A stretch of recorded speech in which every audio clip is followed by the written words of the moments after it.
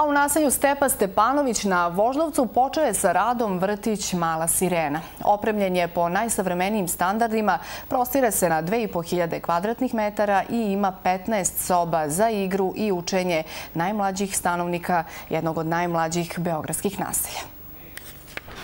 300 mališana krenulo je u vrtić Mala sirena u voždovačkom naselju Stepa Stepanović. Roditelji koji su dugo čekali na otvaranje kažu da su prezadovoljni objektom. Krećemo u vrtić konačno. Mnogo smo uzbuđeni, srećni. Helena, konačno se otvorio jedan lep objekat u našem naselju i mnogo smo srećni. Do sad izgleda sve savršeno, novo, vidjet ćemo. U predškolskoj ustanovi Voždovac kažu da je Nacionalna služba za zapošljavanje obavila testove za prijem radnika i da su vaspitači koji su primljeni zaista ljudi sa voljom i elanom za rad sa najmlađima. Mi smo učestvovali u pripremi za otvaranje, tako da smo puna emocije i entuzijazma i tokom opremanja i rasporeda igračaka isto smo se osjećali kao i vi sada da bismo se vratili u taj neki period da možemo i mi da uživamo u svoj toj lepoti koju ovaj objekat pruža.